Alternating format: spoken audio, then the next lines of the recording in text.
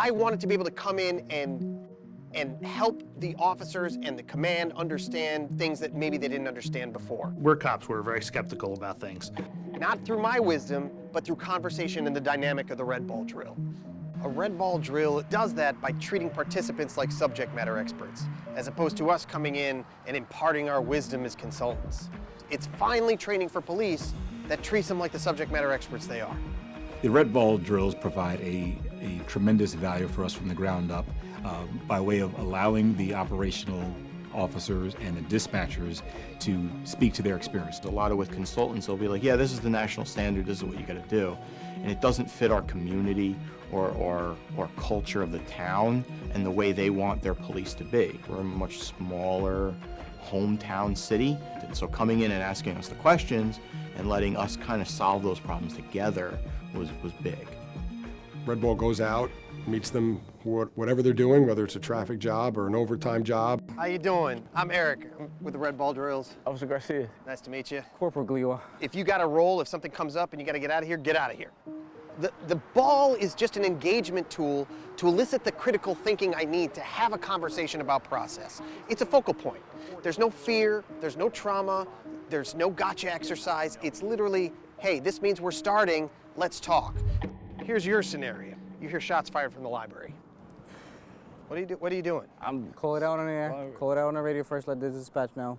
Let everybody else know. We're hearing shots fired. Yep. We actually have a vest in the car with a ceramic plates on it. We have a rifle that's ready. Yeah. You get that ready. Get our helmets on. Helmets on. Okay. Yeah, so you're getting your gear on. Time to get your gear on. How long does that take typically? Especially in pressure situations like that, it's a lot longer than you think. I'd say at least 30, 45 seconds. 30, 45 seconds. It was really, what is Rahway's problem, and how do we perform, a model to perfect that or make it better? Nothing can get perfect, but it can definitely get better. So you have to get an understanding and dive deep into the culture to start running scenarios that are meaningful to that department. Stand by. 50 officer, police priority, shots fired. So you're both getting your equipment on, 45 seconds. What do you think is happening inside? And what I'm envisioning is like, you're getting your gear on. Once you call it out in 15 seconds, people are charging out that door, going to the library, past you to go to the library, is my guess. I've tried it without the ball. It doesn't work as well because there's no focal point. Is this a good time? Sure. Awesome. Cool. Plus, it happens to be a small dodgeball, and the benefit of that is people recognize it. And it immediately creates a comfort zone. So your scenario is you're sitting here in the report writing room. There happens to be a 14-year-old male in the cell. That kid is on something and starts physically slamming his head into the window. Okay. Go. I don't know if I would open the cell. Could you if you wanted to? Dispatcher in there would have them call the county for an EMS response. Policy-wise, I'm going to get Grab my my equipment gear. and do all the things, but the fact of the matter is, that's not going to happen because there's no time for something. Not everyone's stopping to get their stuff on, right? Or do you think they would? I don't know. I don't think they would. I don't think they have equipment in there to throw on. It's all in the car, so now that I think about it, right? Yeah. I think, yeah. So they're probably bullying past me.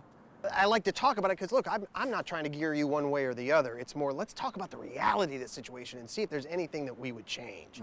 Are you sure you wouldn't be just bolting over there? I probably would. I'll be honest with you. You would get your gear on? I would probably just go. Just go. I would just go in and I'll figure it out because at the end of the day, there could be kids there. It could be anything. I just want some help. If I'm gonna make it, I'll make it. If not, it is what it is. Sure makes you think. It does, definitely. How long would you think, if you're calling in people from the field, it's going to be a minimum of? Probably 5 minutes maximum, I would think, if there's an emergency. Is that before we're opening that door to stop that kid? No. So once the supervisor comes over, the supervisor is going to open that door. You have to talk to everybody in the department as much as you can to get perspective as you're going through it. The scenario for me was a active shooter incident occurred at our local school.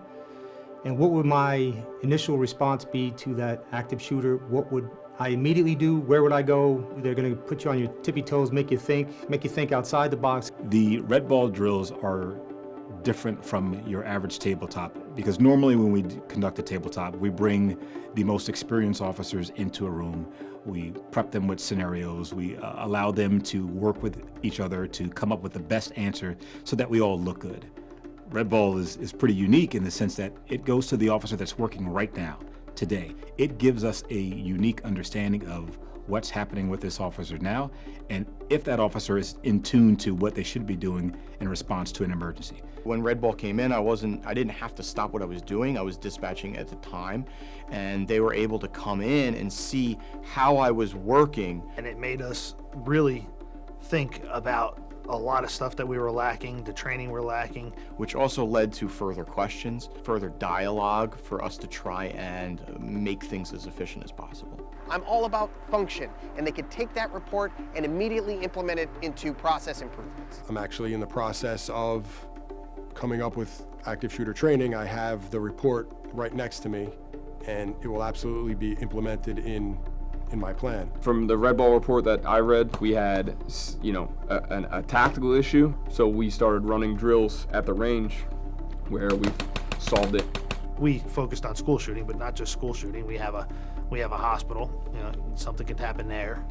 I had to look at the overall agency and see how I would respond and what duties or how I command or direct people, and that was eye-opening for me, to be honest. When we're training dispatchers and we're training new supervisors, we really try to focus on some of the things we talked about with Red Ball in terms of how things go out. It's really important that the frontline officers get to say what they feel, and that's what Red Ball does.